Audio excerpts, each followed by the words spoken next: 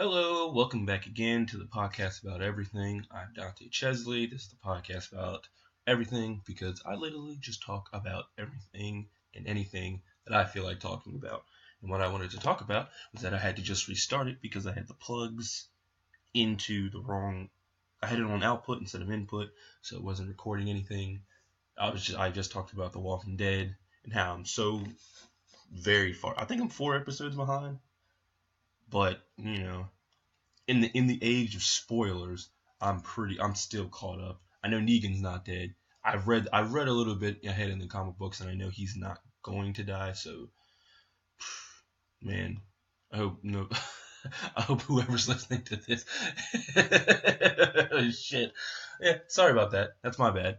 Um, you know, but it's a crazy show because, like I was saying before, I realized I didn't freaking you know put the chords in the right one. Was that they come into so many spaces and they take it over and then they just leave it in rubble. Because I mean, okay, first off, they were in that little camp. They were in that little camp uh, by the quarry or the river or whatever it was, and then they fucking moved from there. They moved from there to the CDC place where that guy trapped them, and then that blew up. Then they wandered a little bit. Then they found the farm. They blew that up. Then they went to the prison, blew that up. Then after the prison, they went to Alexandria. Alexandria's got run over like 2 or 3 times, maybe. I'm trying to think. At least twice. At least twice. Because once was Negan. Like, no, 3 times. Because then Negan came through there one time. They ran him away. He came back again and raised that joint. And then there was one where the walkers just, I guess, busted through. Because that's when that little shit, I forget what his name is. I'm going to call him Ethan. Let me look it up. I'm going to call him Ethan. Ooh, shit. We'll talk about that in a second. But I'm going to say Ethan. I'm going to call him Ethan. That's what I'm going to call him because little Ethan was a little shitbag, and he decided when we go outside amidst the litany of walkers that we've got going. Hang on.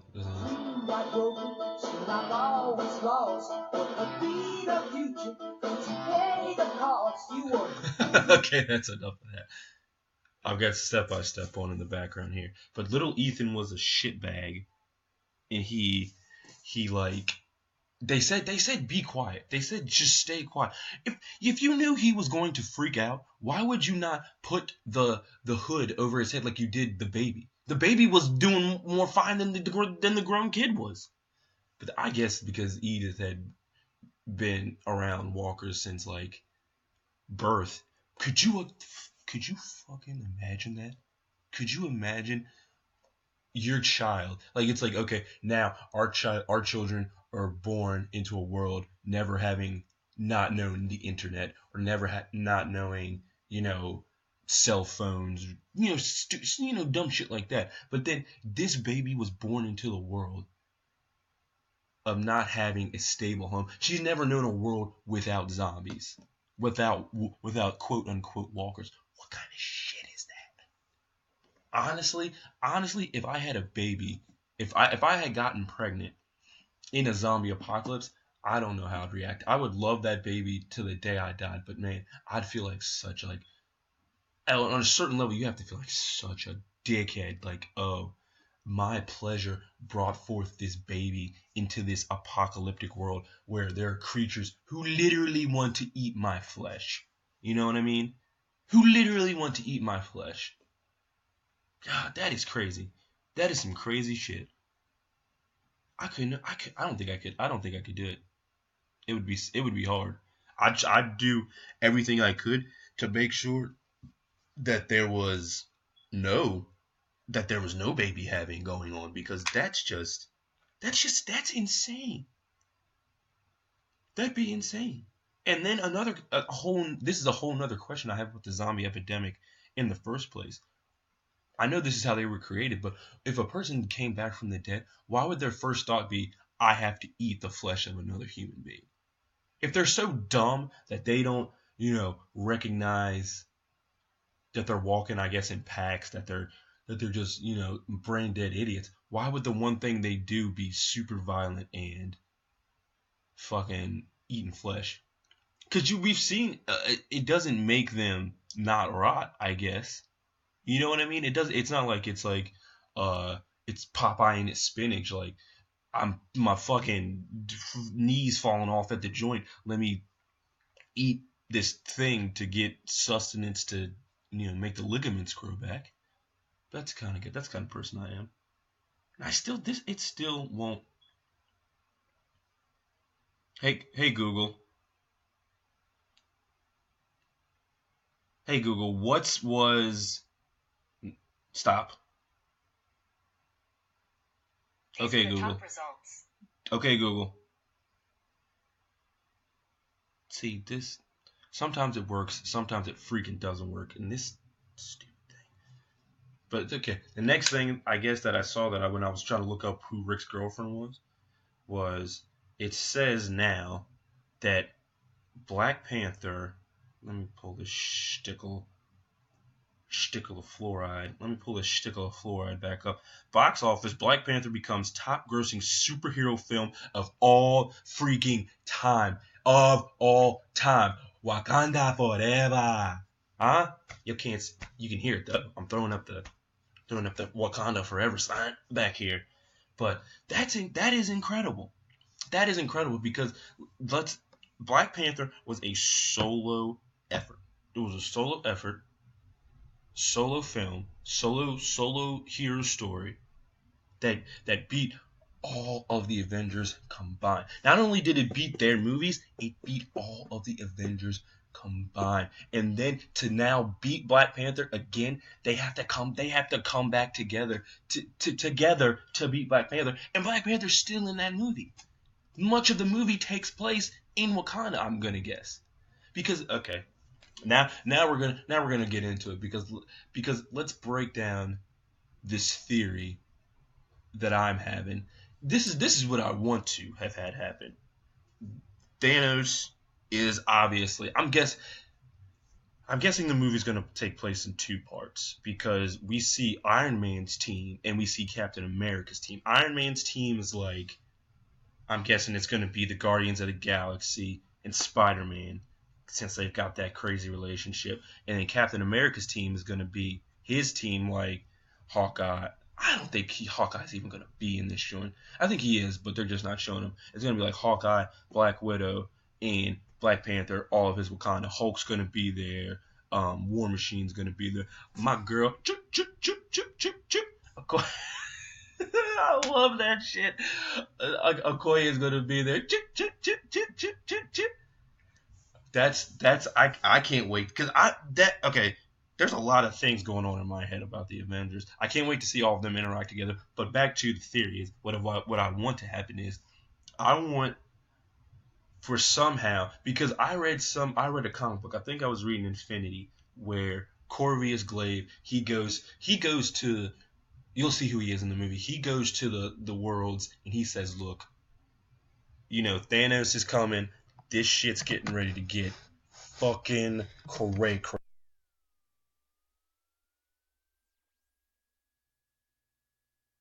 It's gonna. Oh man, what the fuck? What is this?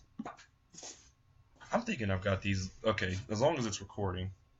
As long as it's recording. Sorry, there was a little intermission there. There's a little. Because I forget. This thing's a piece. It's not a piece. It's just I can't remember how to do it. But okay, so the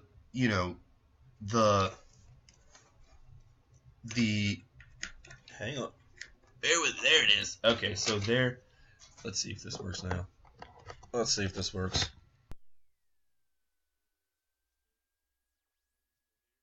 Nope, still here. Okay, we'll just do it like this and see what happens later.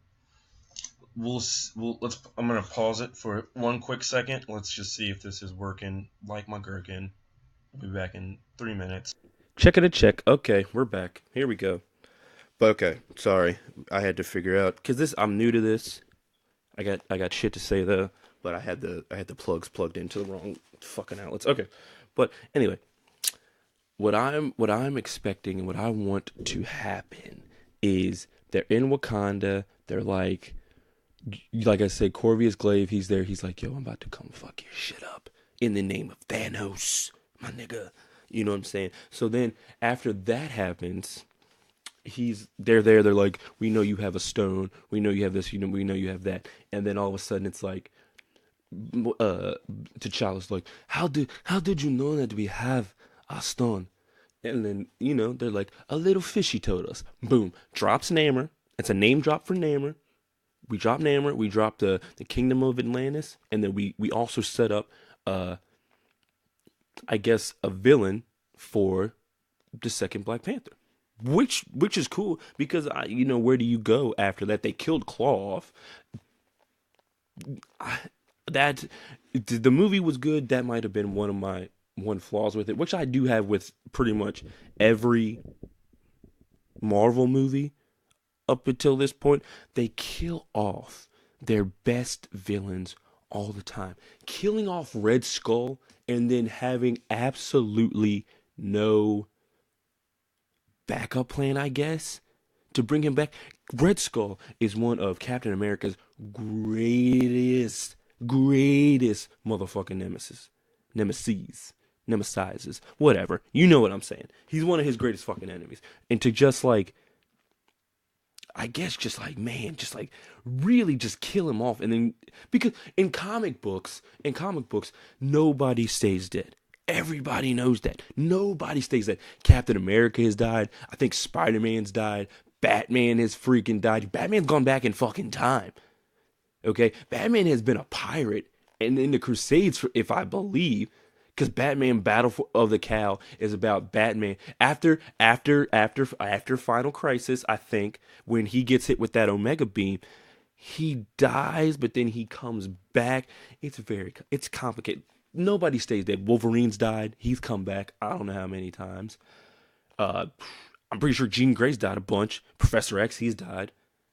You know what I mean? So it's to just kill off all of the freaking all your freaking people just so easily because then you'd think that you'd keep some of these guys around so that you could form some sort of super team for the Avengers to fight at a later date. You know what I mean? But hey, up until now, fucking Kevin Feige, they've got all that shit figured out, man. they they've got all of that goddamn they've got that goddamn shit figured out down to the T. Like, cause you have to think back when Iron Man was first announced back in like what '08. Did they know that in 2018 we'd be sitting here like, man, this shit's about to fucking pop off, dog. Like, do you think do you think that if they did, the foresight for this was great. It was freaking amazing. Cause like I wonder if they could have if they could have even previewed if they could have known that that it would have worked out this well. You know what I mean? And I know what somebody's thinking. Oh, I wish DC could do the same thing. The only reason we think the Marvel way is the best way is because Marvel did it first. If it had come out if DC had come out first and put out their Justice League Mortal. I saw the pictures for that shit the other day. Even if it didn't have any name brand people, it still would have been so cool to see all of them on screen because not only did they have Aquaman, they had Hawkman, they had Martian Manhunter, who, me personally, I think they should not have left him out in the first Justice League. Because I mean, if they were just going to go ahead and find all of these people, why can't they? Why couldn't John have been found too? You know what I mean? Unless they really want to focus on Superman being the big heavy, the guy to bail them out with the strength all the time. Because let's face it, John is just a green Superman, and he has wonderful, telekinetic abilities that could probably cripple Superman if he wanted to. But then there's the whole, Superman's got, cool psychic abilities, and then just a couple of weeks ago, Superman's immortal, and then all of a sudden Marvel comes back, Hulk is immortal too, which I always figured because it's how do you fucking explain the Maestro? How do you explain the Maestro if you don't if you say Hulk is immortal, you get that because we've seen the Maestro. We've seen the Maestro. The Maestro is.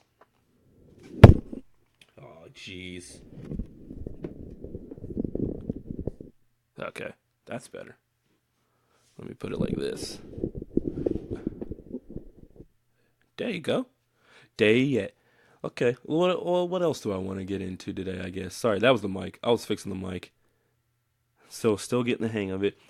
Another thing I'd like to talk about on my podcast about everything is I'd like to talk about our childhood for a second because guess what? A piece of our childhood is closing forever, and that's Toys R Us.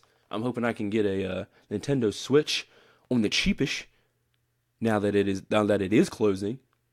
You know what I'm saying? Like I love Toys R Us. I'm a Toys R Us kid. I used to participate in no, that was Pizza Hut with Book It. Was Toys R Us part of Book It? I don't think they were. I don't think you could get a free toy if you read some books, but throwing down a little bit of dough with some cheese and some pepperoni for free. Pretty sure you can write that off at Toys R Us. But so there was a there's a certain excitement that you get. My son's got it. There's a certain excitement that you get from, you know, when you walk into Toys R Us and you just knew you were getting something. When you could walk into Toys R Us and you're getting a toy and I can take my time. I can look. You know what I'm saying? Because it's my birthday or I got some money for Christmas. And you know what? Can't nobody tell me nothing because I'm about to walk in here and ball out with this $60 I got from my uncle for my birthday.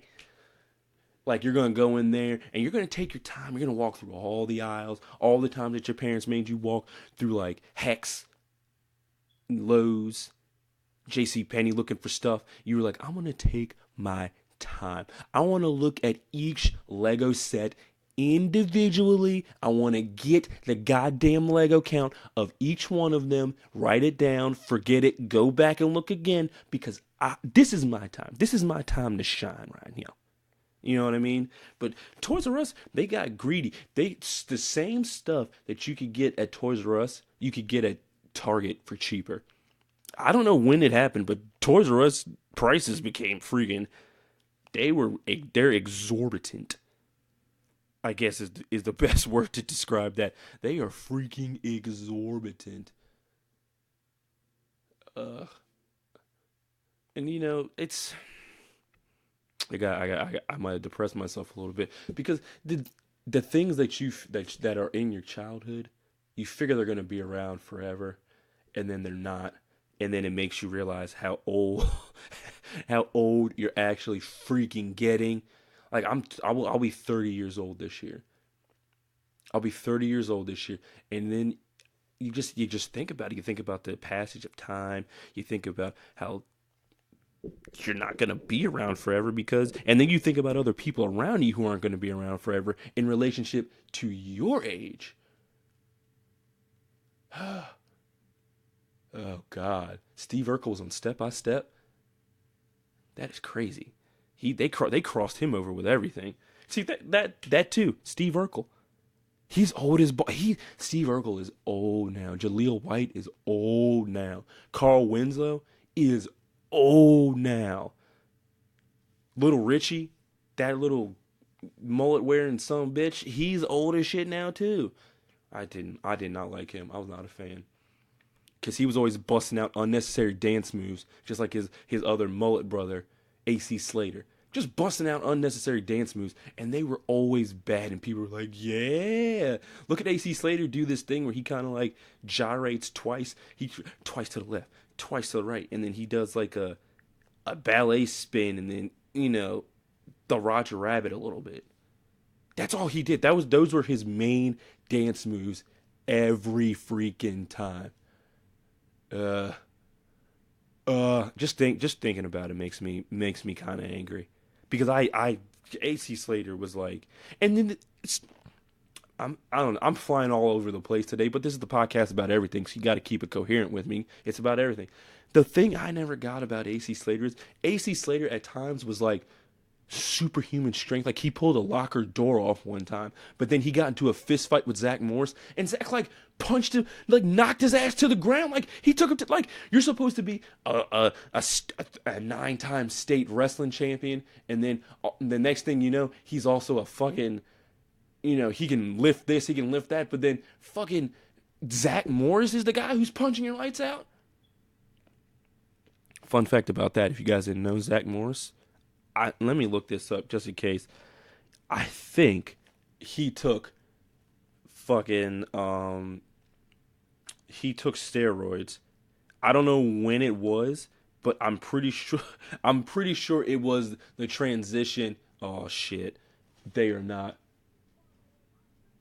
Hang on. I'm sorry guys. Listen.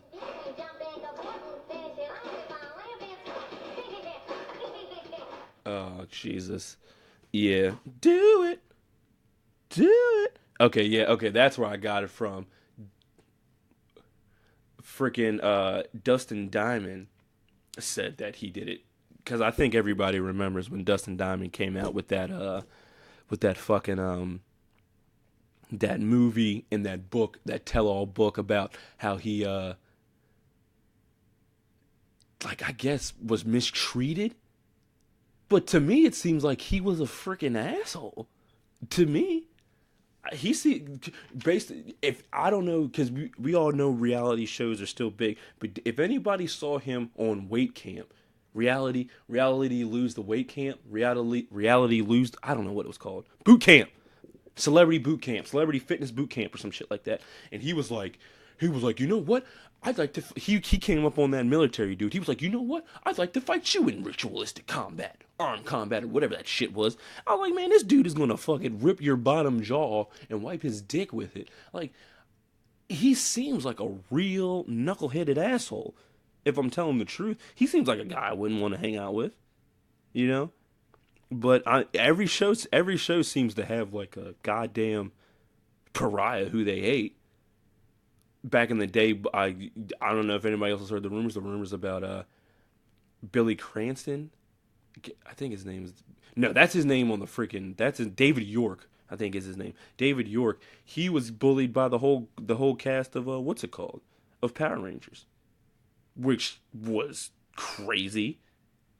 Because when you're a kid, you figure just like okay, everybody who's on these shows, they're like friends and they love each other. They're friends and they love each other and no wrong can be done by any of them because they're all cool, they're all cool beings, you know what I mean. And let's see, what's the final thing I'd like to get into today? I guess maybe the final thing I'm going to talk about, okay.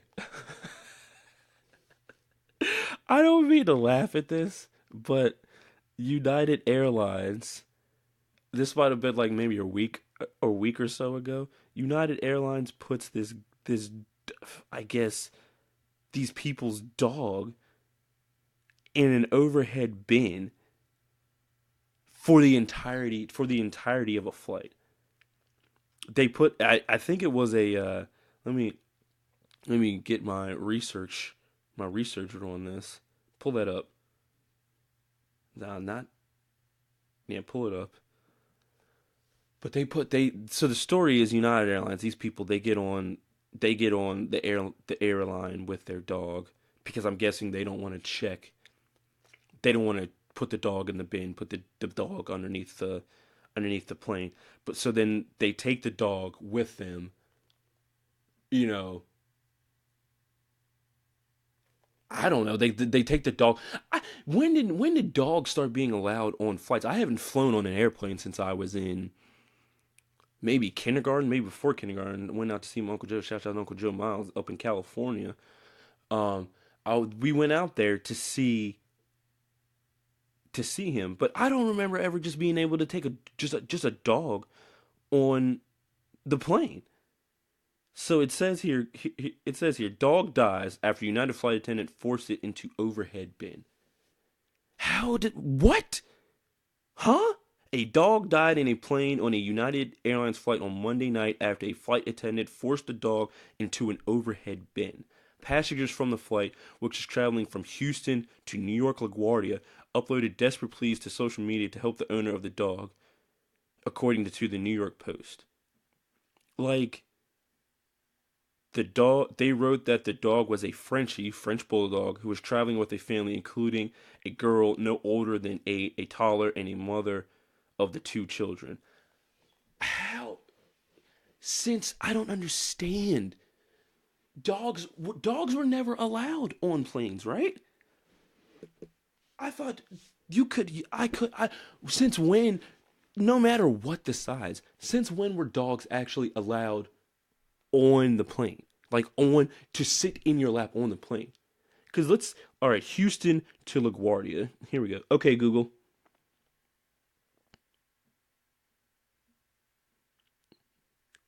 Here we go. It takes so long. It takes so fucking long. This. How long does it take to fly from Houston to LaGuardia?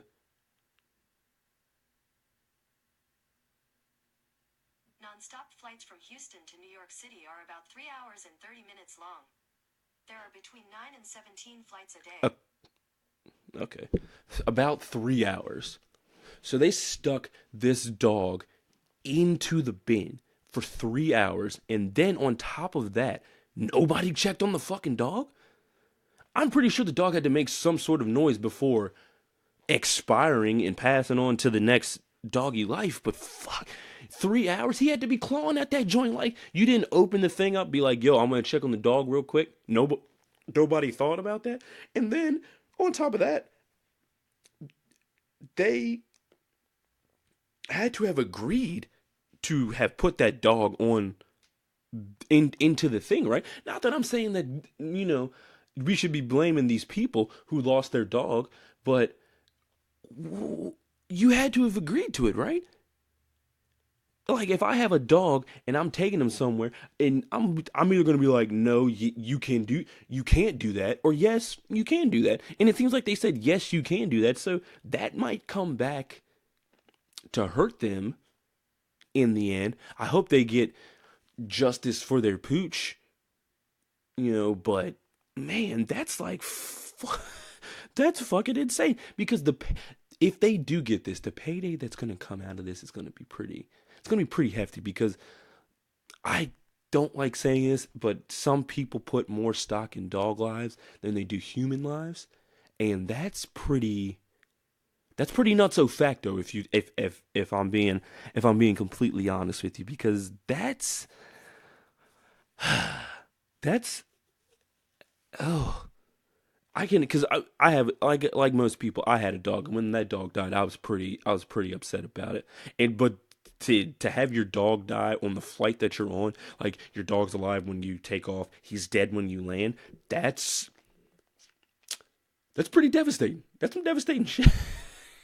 That's some devastating shit to go through, especially as a kid. Like, ugh.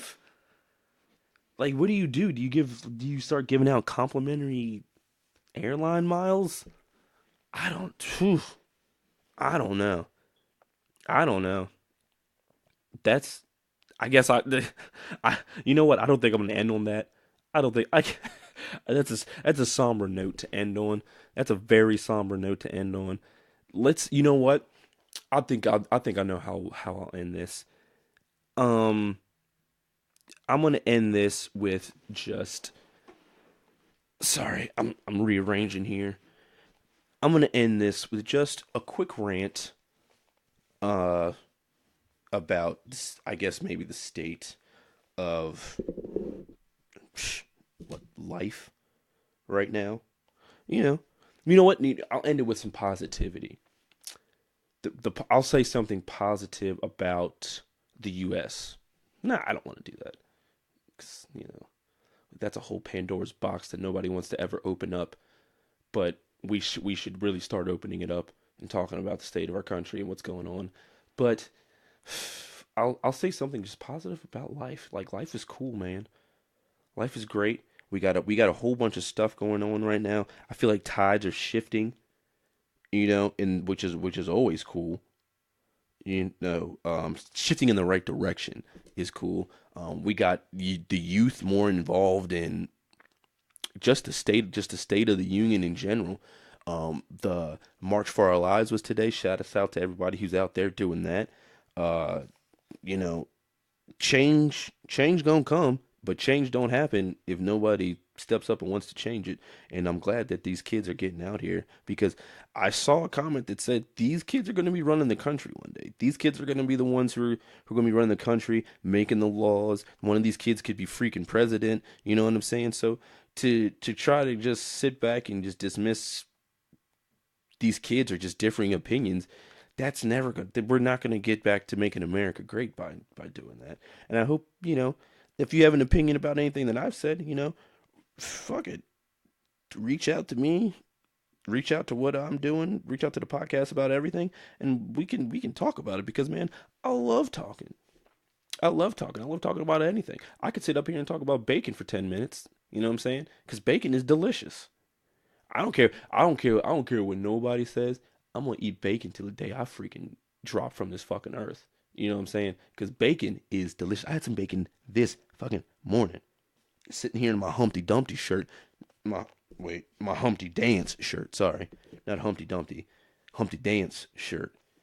Just eating bacon and Raisin Bran Berry Crunch, whatever that new shit is. But just last words, be kind to one another, be nice to one another, lean on each other if you need to. And you know what? I'll see y'all next week with a whole bunch of new shit for me to talk about, because a lot happens in a week, and I'm gonna fucking talk about it. Peace.